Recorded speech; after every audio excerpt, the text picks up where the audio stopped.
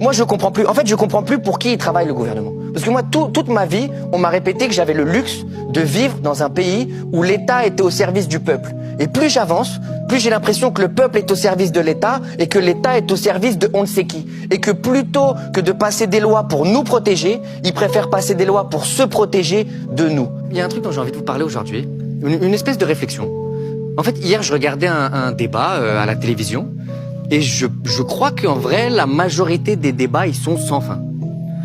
Vraiment, hier, je regardais deux individus, et pendant 1 heure, peu importe de quoi ils parlaient, c'est comme s'il y en avait un qui disait « c'est Jack Sparrow !» et l'autre il disait « non, c'est Johnny Depp !» et l'autre disait « non, c'est Jack Sparrow !» Ne me coupez pas la parole, c'est Johnny Depp. Et heureusement que le présentateur, il a lancé la météo, sinon, les gars, ils avaient des arguments à l'infini. Et le truc avec un point de vue, c'est que par définition, si tu te déplaces, ça change. À un moment donné, j'avais envie de leur dire, mais mettez-vous du même côté de la table, peut-être vous allez voir les choses de la même manière, je sais pas, j'essaie de trouver des solutions, moi.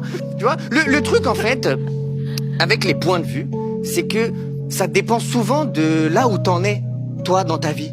Tu sais, quand t'as faim, tout a l'air bon. Quand t'as pas d'argent, tout est cher.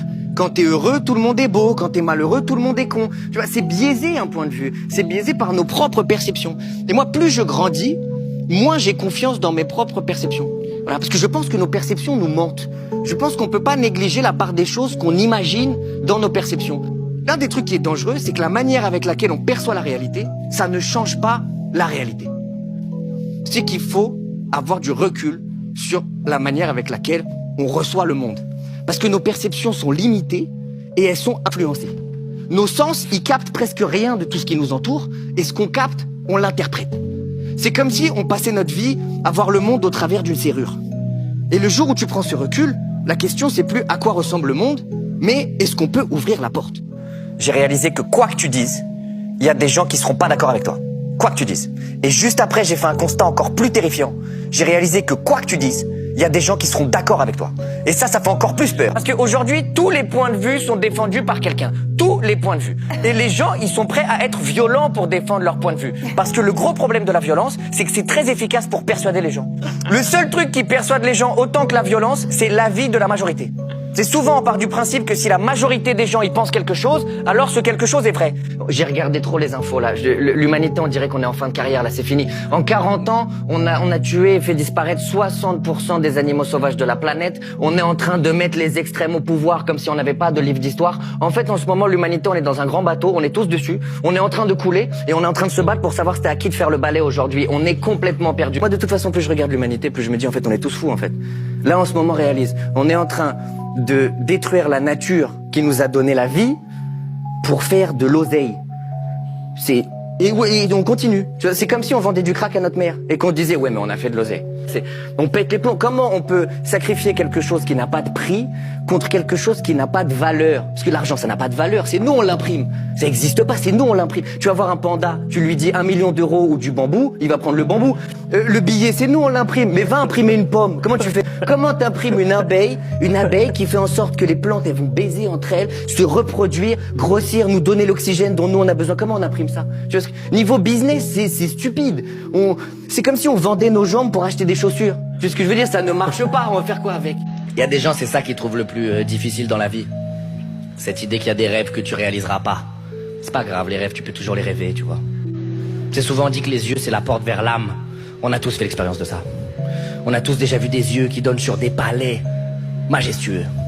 Et il y a des yeux. Ils donnent sur des endroits, tu te dis, mais il n'y a pas l'eau chaude là-dedans, c'est impossible. On s'éclaire à l'allumette dans cette âme-là, il n'y a rien qui fonctionne. Souvent, on fait toute la pensée mathématique est une pensée de compréhension du monde. Et nous, on en fait une pensée pour régler des problèmes. Apprendre des formules. Apprendre des formules et régler des problèmes. Alors que vraiment, la pensée mathématique, moi, je me tape des grands documentaires sur les nombres qu'on retrouve dans la nature, etc. Puis souvent, souvent les concepts mathématiques sont aussi souvent des concepts un peu philosophiques, tu vois. Et puis surtout que on arrive à une époque où la majorité des découvertes mathématiques et même physiques, elles passent par l'imaginaire. On vit dans un monde, avec des réalités, mais on apprend aujourd'hui quand même aux enfants à rentrer dans un système qui est professionnel, quoi. Tu sais, on donne de la connaissance pour plus tard faire un métier, pas pour avoir vraiment de la connaissance. Si peut-être on accordait plus de temps pour que les jeunes fassent leurs propres recherches, vers les trucs qui les intéressent eux-mêmes, tu vois, qui les intéressent vraiment. Tu vois, parce qu'en fait, je pense que souvent dans un cursus scolaire classique, on passe beaucoup de temps à étudier des choses qui nous intéressent vraiment pas du tout. Et c'est bien d'avoir des bases. C'est pas ce que je dis, mais peut-être que si on rentabilisait tout le temps à connecter des gens avec ce qui les intéresse vraiment, eh ben on aurait des vrais profils intéressants. Après, c'est difficile à organiser. Il y a un sage qui a dit, je crois que c'est Confucius, qui a dit: celui qui aime apprendre est très proche de la connaissance. Parce qu'au final, si tu prends du plaisir à apprendre, eh ben tu vas te cultiver toute ta vie et par plaisir, sans avoir le sentiment de travailler. On associe aussi apprendre et souffrance et travailler. On a tendance à mettre les gens en compétition, les uns avec les autres. Ouais.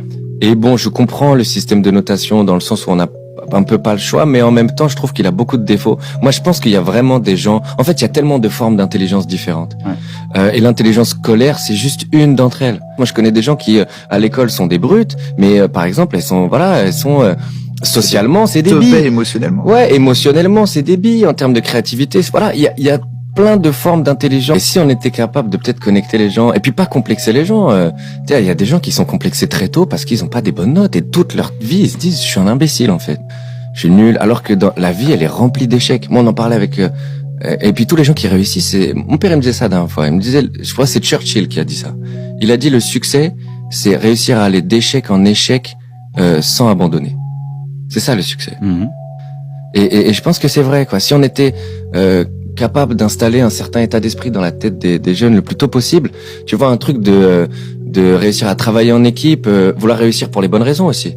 Tu vois, pourquoi réussir? Réussir pour voir quelque chose dans le regard des autres, pour que les gens te mettent au-dessus d'eux, non, réussir pourquoi? Pour s'accomplir, en fait. Le travail comme manière de s'accomplir dans la vie, d'être en paix avec soi, d'avoir le sentiment d'avoir fait quelque chose d'intéressant. Il y a des gens qui au final ont réussi leur carrière et qui ont quand même le sentiment d'être vides à l'intérieur. Et puis créer des discussions aussi organisées entre les élèves régulièrement, où les gens se parlent, où les gens débattent. Mais quand je dis débattre, pas débattre qui a raison. Parce que souvent on a cette culture-là du débat en France. On débat, mais les gens veulent pas. Les gens en fait choisissent des positions et l'objectif c'est pas évoluer ou c'est pas comprendre l'autre. L'objectif c'est défendre son point de vue. Les gens arrivent ils repartent avec la même idée souvent. Dans l'idée du débat qu'on a en France. Se mettre à la place de l'autre. Cultiver des notions aussi simples que l'empathie. On comprend souvent assez tard que il y a des gens qui ont des destins plus compliqués et que ça influe sur leurs actes en fait. Mais l'empathie c'est clé quoi. Mais c'est aussi bête que ce que disent au final toutes les spiritualités du monde. Se mettre à la place de l'autre, c'est essayer de l'aimer en fait, c'est essayer de le comprendre. Si on mettait dans la tête des gens, venez, on essaie d'arrêter de se juger sur ce qu'on perçoit de l'autre. Parce qu'on perçoit qu'une façade et que ce que l'autre veut bien nous montrer. Venez, on essaie de faire l'effort de mutuellement se comprendre, tu vois, ou du moins d'essayer de comprendre, d'accepter, d'aimer, en fait. Venez, on essaie d'aimer, en fait. Si on mettait ça dans la tête des gens le plus tôt possible, on construirait des générations bien plus, entre guillemets, bienveillantes. Et puis même, une fois que tu te mets dans ce rapport-là avec l'autre, ton rapport avec toi, il change. Parce qu'une fois que t'es dans la recherche de la compréhension de l'autre, plus que dans le jugement, et que t'es dans la recherche d'acceptation de l'autre, bah le regard que t'as avec toi, tu fais pareil avec toi en fait. Et tu as un rapport avec toi qui est différent. T'essaies de comprendre de tes agissements, pas de les subir. Et ça, pour moi, ça change tout. C'est essayer d'aimer les gens en fait, essayer de les comprendre. Ça rejoint ce qu'on disait tout à l'heure, tu vois. L'empathie, ouais, l'empathie. Pas se mettre au-dessus des gens, pas laisser les gens se mettre en dessous de toi. Essayer d'être sur un pied d'égalité avec tout le monde. Essayer d'être curieux.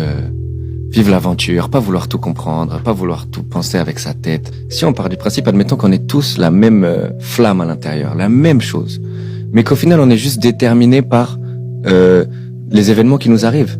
Tu vois, on est la même matière première. Quand je parle d'esprit, d'identité, on a tous le même exact esprit, la même âme, on est l'expression de la même chose. C'est juste que, en fonction de où tu nais, tu es prédéterminé par un physique, une éducation, un endroit où tu nais, des événements, et que ça t'amène à devenir une personne. Et que n'importe qui, au final, dans la vie de l'autre, serait devenu exactement la même personne. Donc peut-être que finalement, l'autre c'est moi. Et l'autre c'est moi. Mais c'est magnifique, quand tu parles de ce principe et que tu te dis maintenant, je vais considérer l'autre comme si c'était moi. L'autre c'est moi.